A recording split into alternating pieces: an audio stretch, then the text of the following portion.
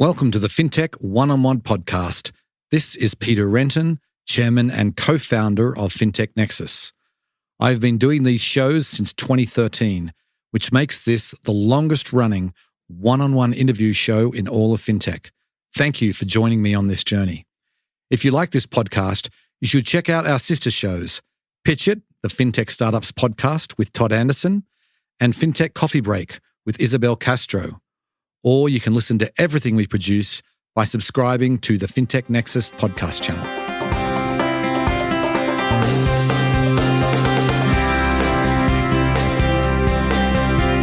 Before we get started, I want to talk about our flagship event, Fintech Nexus USA, happening in New York City on May 10th and 11th. The world of finance continues to change at a rapid pace, but we will be separating the wheat from the chaff, covering only the most important topics for you over 2 action-packed days. More than 10,000 one-on-one meetings will take place, and the biggest names in fintech will be on our keynote stage. You know you need to be there, so go ahead and register at fintechnexus.com and use the discount code PODCAST for 15% off.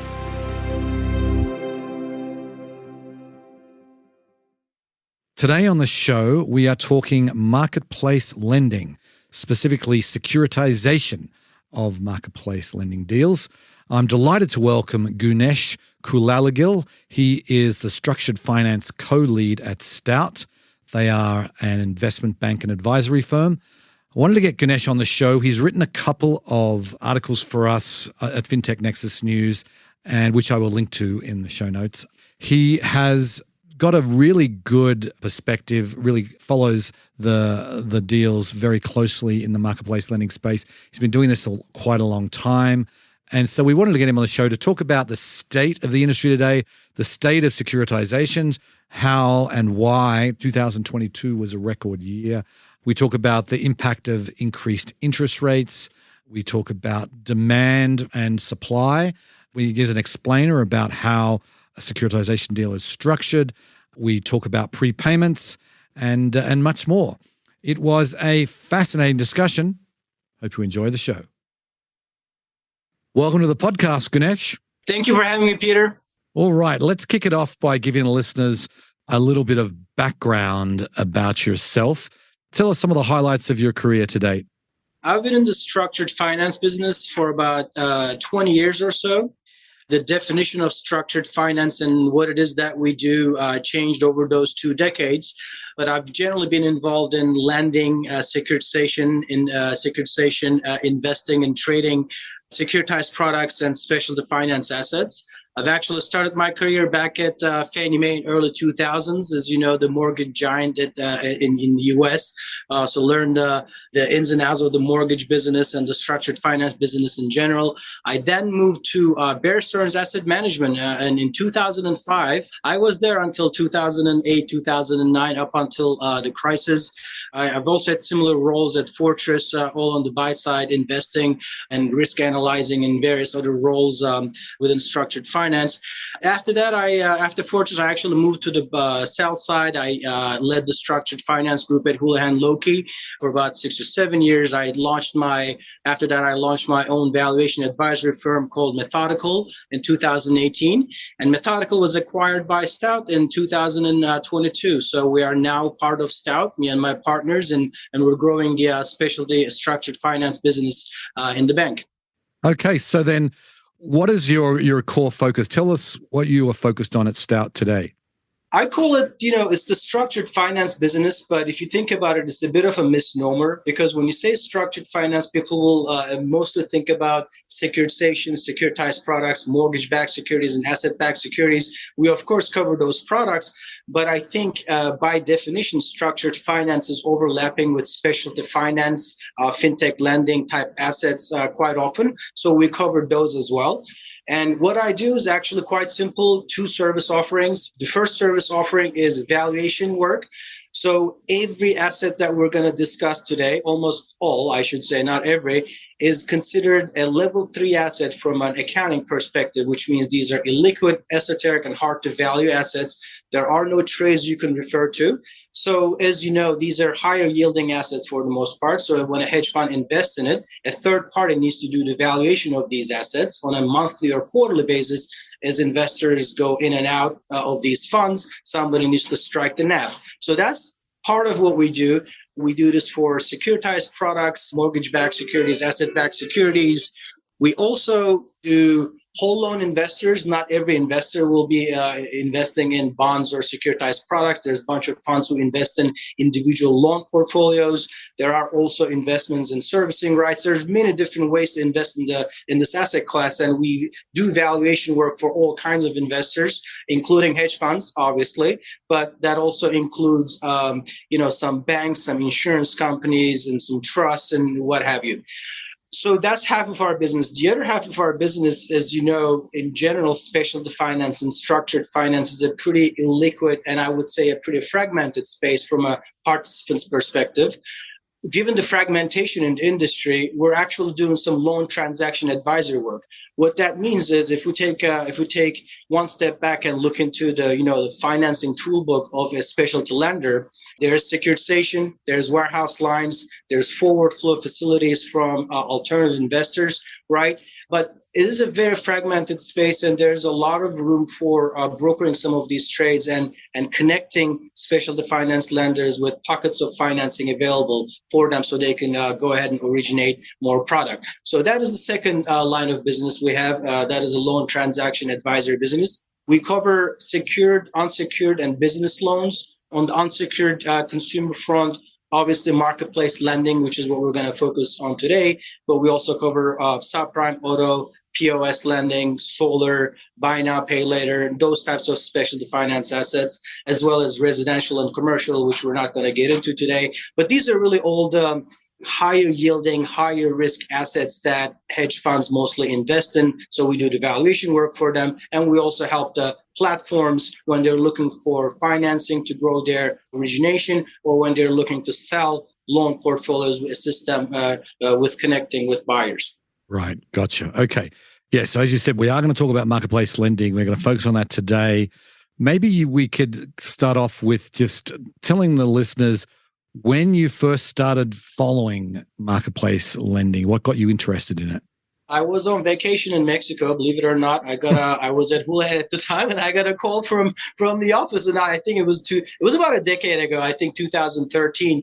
This company called SoFi at the time was basically just a couple of years old, and they were looking for some valuation work, and that was my initial introduction to marketplace lending was with SoFi portfolios. But if you think about it, that was 2013, 2014, when this sector really became, I don't want to say a mainstay, but became more in the spotlight.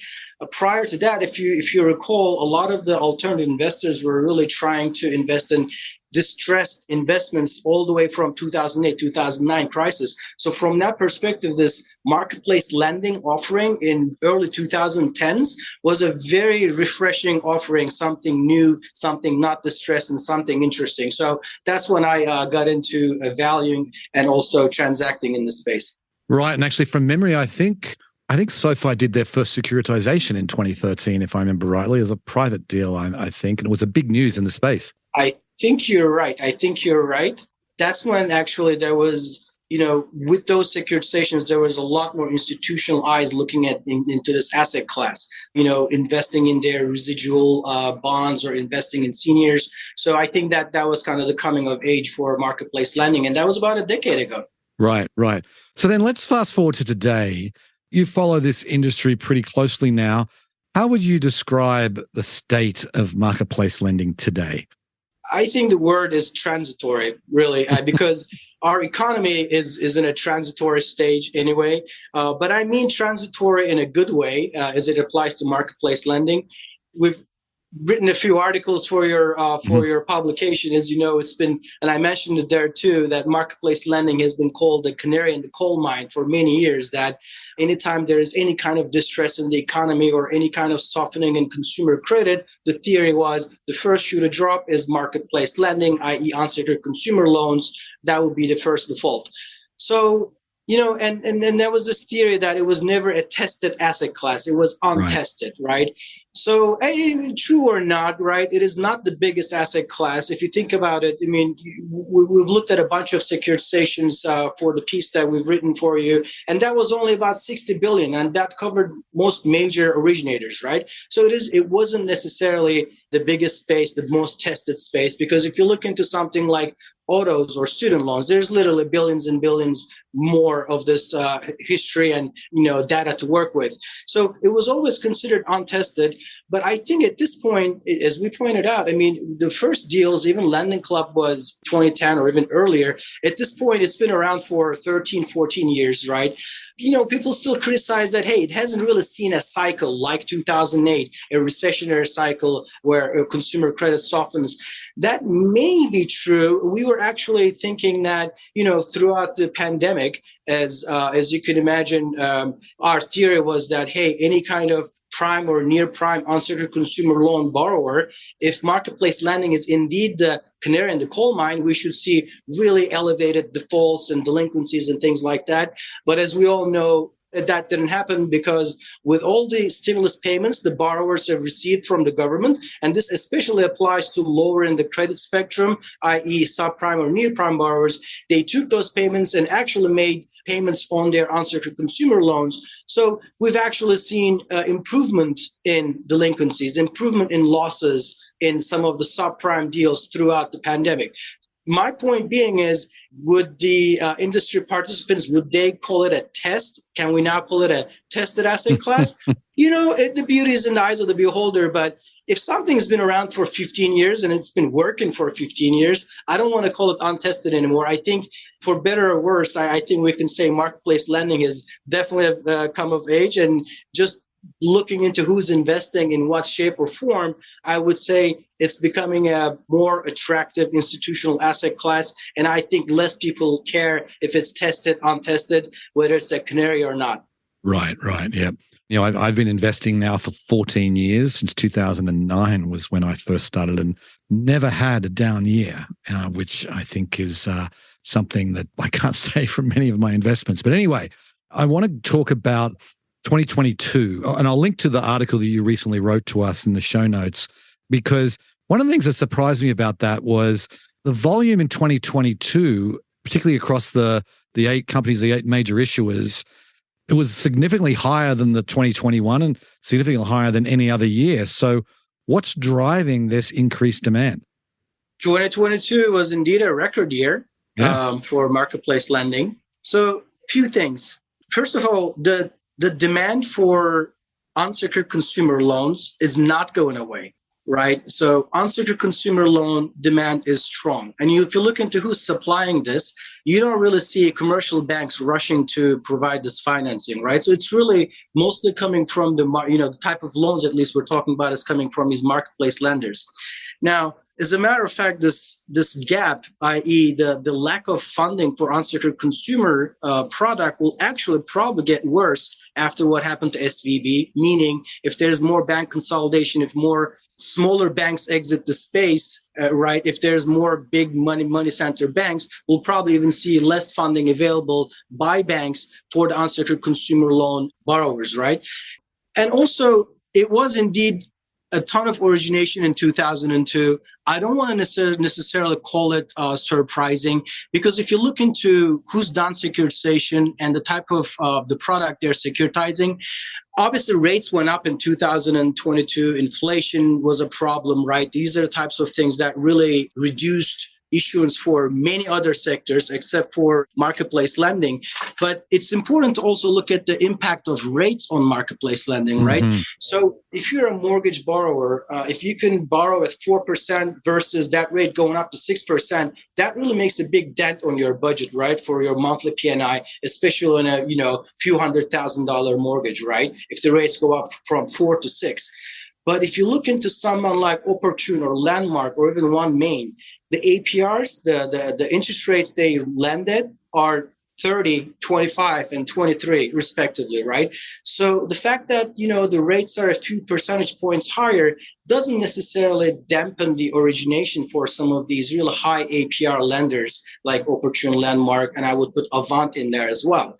So the point being, if somebody's looking for a 25% APR loan, right? And if they cannot get it from if they're looking for an unsecured consumer loan, and if they cannot get it from any other source, and I don't mean these are lender of last resort by any means, but they will get that loan, whether that's 23% APR or 25% APR or 22% APR. So from that perspective, the rates rallying doesn't stop the origination for this high APR product because there's plenty of excess interest to go around, which because you are securitizing at the cost of funds of, let's say, 8%, right? But the underlying product is spitting out 30% interest, right? So there's a lot of excess interest, a lot of margin for issuer originator to be able to, economically better off from that securitization, right? So that's one reason we didn't see the securitization volume go down for marketplace lending was the high APRs. If you look into the mortgage world, with the rates going up, nobody refied and origination was down, and therefore the securitization was down. So it's really a function of origination being high drives, securitization volumes being high, but also it's important to keep in mind securitization is not the only takeout. Securitization is not the only way to monetize these portfolios. There's warehouse lines. There's, selling it outright as a portfolio to a buyer, right? So if we see record securitization volumes for any product, that also means securitization was indeed the best execution for that asset class that year compared to previous year. What that means is there were buyers, institutional buyers. What that means is cost of funds, despite being higher from compared to previous years, was not prohibitive, right? So all of those facts came together to enable issuance and a record year for marketplace lending. And, looking into this year, I think we're seeing similar trends. We're issuing so far this year, we're Q1, but it's par with last year. Mm-hmm. For a lot of other sectors, mortgages, autos, student loans, you're going to see 20, 30, 40% less issuance compared to the same period last year. So I think this is actually going to be a good year for marketplace lending, marketplace securitizations as well. Right. And there's also, some of the major players have not been in the market for a while. Like Prosper hasn't been in the market for, I don't know how long, years it feels like. Lending clubs obviously keeping a lot of stuff on their balance sheet. Now they're a bank.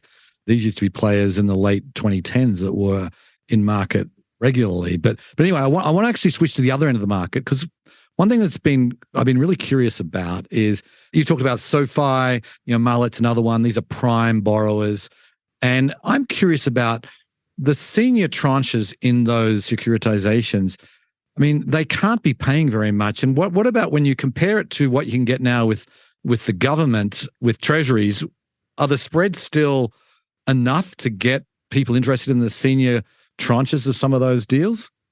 Yeah, so I think it's important to kind of keep in mind who plays in those senior tranches, right? It's institutional money managers. The AAA investors care about rating and duration. They care less about what's under the hood. So if it's a 6-month weighted average life bond, it's going to pay off in a few months, right? So they care a lot less what's under the hood. But what I also want to emphasize is that the deals that are coming into market, they have very significant credit enhancement. For example, Bankers Healthcare put out a deal, I think it was their last 2023 deal.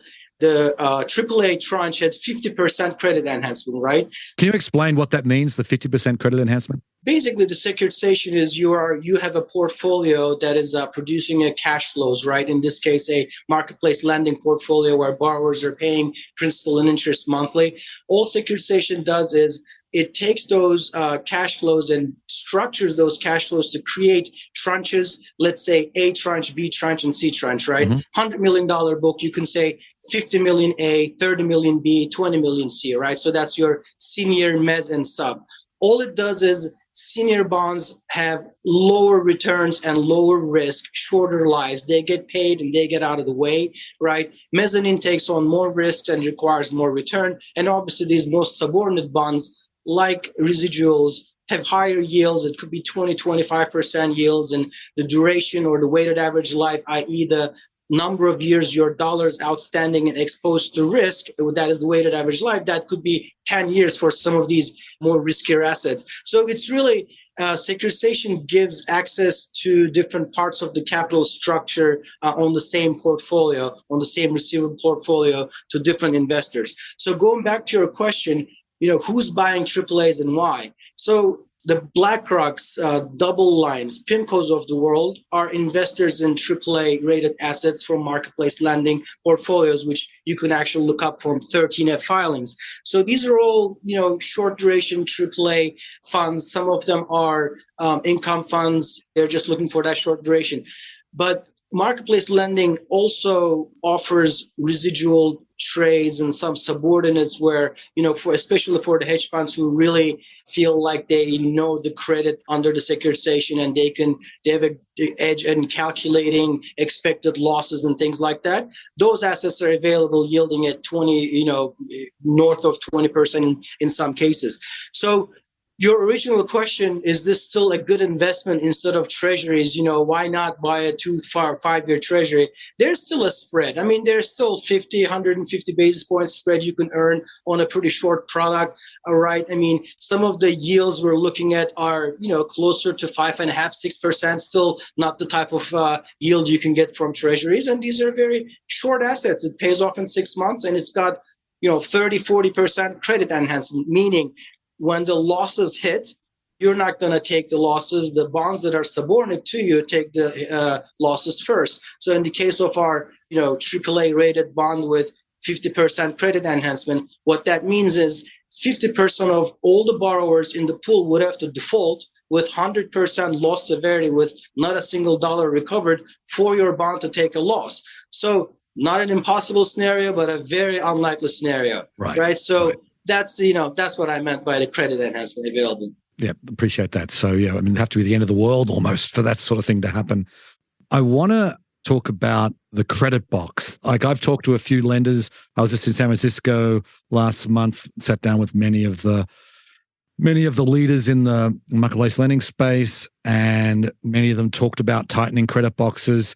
Are you seeing that in the deals that are coming to market this year? Yes, we are seeing tighter underwriting criteria. To the extent issuers are relying on FICOs or other credit metrics, they're definitely being tightened. We are seeing the weighted average coupon in these deals, i.e. the APR being charged to the borrower, is also going higher. But that is not limited to a marketplace lending space. This is just flight to quality. Every investor in every corner of the market, I think, is doing that. Flight to quality means, in this context at least, maybe more near prime or prime deals. It could also mean, trying to move higher in the capital structure from an investor's perspective, maybe away from the mezz to more senior positions. But, this is also creating investment opportunities as well, right? As there's a flight to higher up in the capital structure. Right. So one of the lenders I was talking to last month said that, they hadn't been in market for a while and they're thinking about doing it in the latter half of this year. Do you expect demand to increase, in the second half of the year as more supply comes on board? I'll give you a bifurcated answer for that. I think for the senior part of the capital structure, the demand will be there, right? As we've talked about, those investors tend to be a bit more agnostic, i.e. they may as well be invested in CMBS or RMBS or ABS, AAAs. AAA is a AAA, right? Mm-hmm. So I think that demand will be there on top of the capital structure, right? But if you look into some of the subordinate investors or the borrowers who are retaining the residual is the equity tranche, the bottom tranche, i.e. the first loss piece. The first borrower defaults, it comes out of the residual, obviously not even subordinate or mezz, right? So it's really what those investors have in mind is really what's going to drive the issuance, right? Because if there's not enough demand from those investors for the subordinate, i.e. the risky tranches, then the securitization doesn't get done. So then it's just a function of getting compensated for that risk, especially for the subordinate investors, and giving them a bit more protection. Whether that means issuer retaining a bigger residual, which means there is less risk for the issued bonds, right? So it's a little bit of adjusting the deal until you find market clearing levels.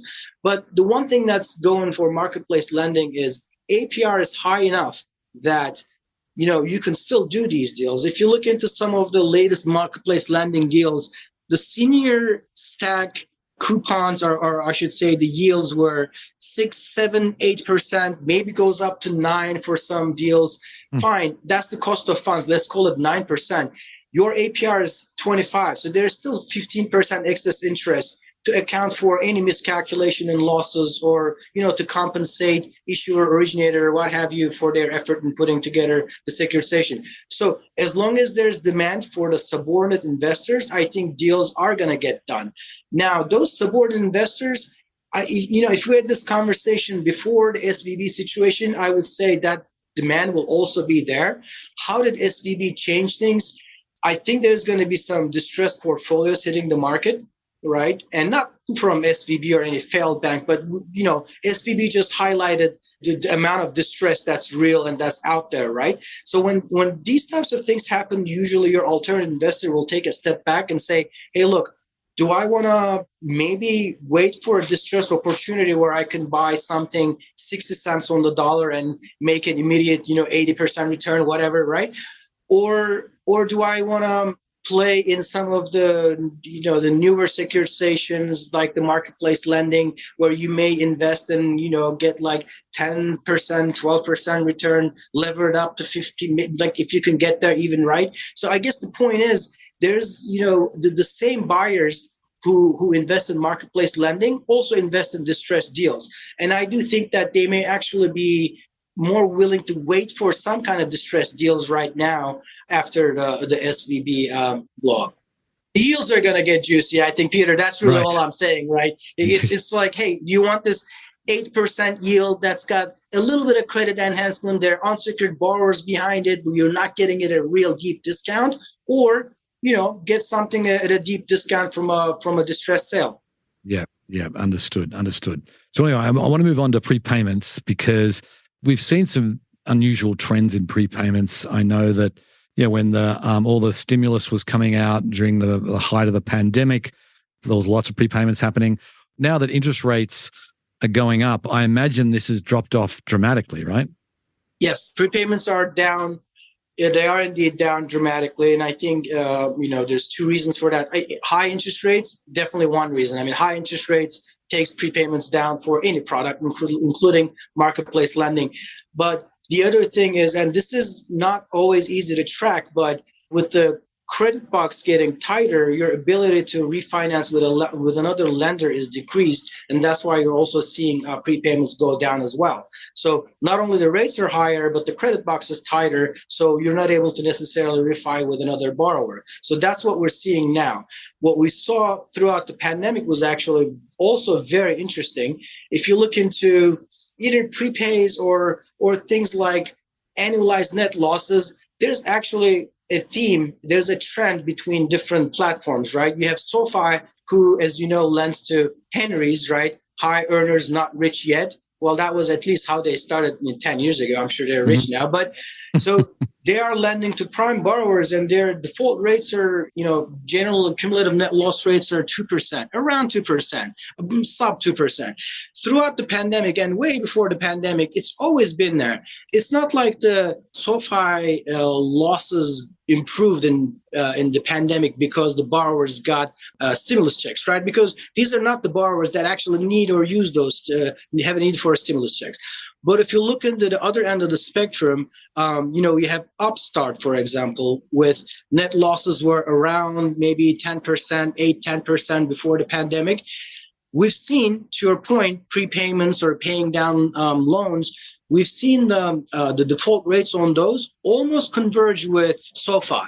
So your prime and subprime borrowers, from a credit perspective, were performing pretty similar in like late 2021. And that was just a function of the subprime borrowers getting stimulus checks from the government and being under lockdown, not able to travel, not able to do anything. They literally just paid down those loans, not just marketplace lending loans. Same applies to mortgages as well.